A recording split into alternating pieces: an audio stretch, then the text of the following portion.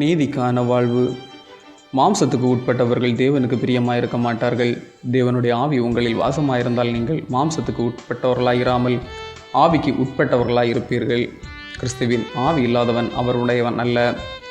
மேலும் கிறிஸ்து உங்களில் இருந்தால் சரீரமானது பாவத்தின் நிமித்தமும் மரித்ததாயும் ஆவியானது நீதி நிமித்தம் ஜீவன் உள்ளதாயும் இருக்கும்.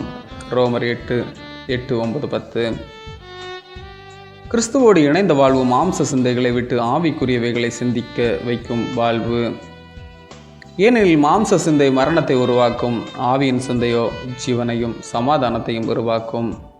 மாம்ச சிந்தனை தேவனுக்கு விரோதமான பகை என்பதை உணர்ந்து கிறிஸ்துவில் நாமும் நமக்குள் கிறிஸ்துவையும் கொண்டிருந்தால் சரீரமானது பாவத்தின் நிமித்தம் மரித்ததாயும் ஆவியானது நீதி நிமித்தம் ஜீவனுள்ளதாயும் இருக்கும் என்று தூய பவுலடிகளார் கூறுகிறார். இன்றைய காலகட்டத்தில் மனிதர்கள் தேவ நீதியை தேடாமல் தங்கள் சுயநீதியின்படியே வாழ்ந்து கொண்டிருக்கின்றார்கள். அவர்கள் தேவ நீதியை அறியாமல் தங்கள் சுய நீதியை நிலைநிறுத்த தேடுகிறபடியால் தேவ நீதிக்கு கீழ்ப்படியாதிருக்கிறார்கள் என்று பவுல் கூறுவதை நாம் நினைவில் கொள்ள வேண்டும்.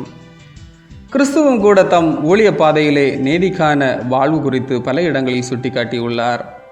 வேதபாரகர் பரிசேயர் என்பவருடைய நீதியிலும் உங்கள் நீதி அதிகமாயிராவிட்டால் பரலோக ராஜ்யத்தில் பிரவேசிக்க மாட்டீர்கள் என்று இயேசு கிறிஸ்து கூறுவதையும் நாம் காண முடிகின்றது.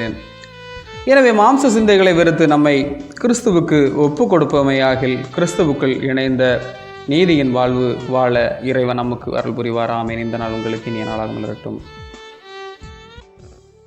நீதி